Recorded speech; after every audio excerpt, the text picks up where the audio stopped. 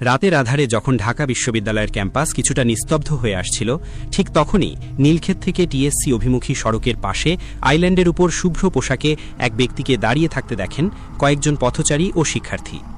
দূর থেকে তার স্থির হয়ে দাঁড়িয়ে থাকা এবং বিশেষ ভঙ্গিমায় ইবাদতে মগ্ন হওয়ার দৃশ্যটি আধো আলোছায়ায় এক রহস্যময় পরিস্থিতির জন্ম দেয়। আধুনিক যুগের উন্নত স্মার্টফোনের ক্যামেরায় সেই দৃশ্য বন্দী হতে সময় লাগেনি।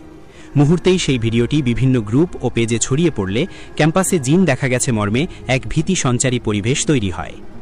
ভিডিওটিতে দেখা যায় রাস্তার মাঝখানে ডিভাইডারের উপর শুভ্র পোশাক পরে। জানা যায় ওই ব্যক্তি আদতে কোনো রহস্যময় বা অলৌকিক কিছু নন, বরং একজন দুঃখী বাবা। তার মেয়ে মারাত্মক অসুস্থ হয়ে কাছের এক হাসপাতালে চিকিৎসাধীন ছিল। মেয়ের জীবন বাঁচানোর আকুতি নিয়ে তিনি আল্লাহর দরবারে সাহায্য চাইছিলেন।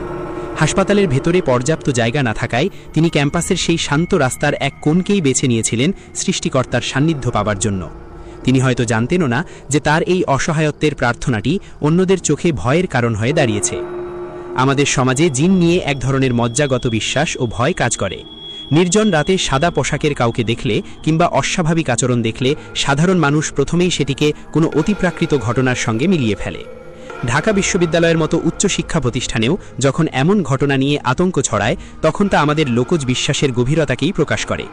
অথচ সেই রাতে ওই ব্যক্তি যখন স্রষ্টার কাছে মেয়ের রোগ মুক্তির প্রার্থনা করছিলেন, তখন তিনি ছিলেন পৃথিবীর সবচেয়ে অসহায় একজন মানুষ। তার শুভ্র পোশাকটি ছিল পবিত্রতার প্রতীক, অথচ মানুষের ধারণার ভুলে তা হয়ে উঠেছিল আতঙ্কের উৎস। একজন বাবা যখন তার সন্তানের জন্য কাঁদছিলেন, তখন একদল মানুষ দূর থেকে ভিডিও করে সেটিকে জিন বলে চালিয়ে দেওয়ার চেষ্টা করছিল।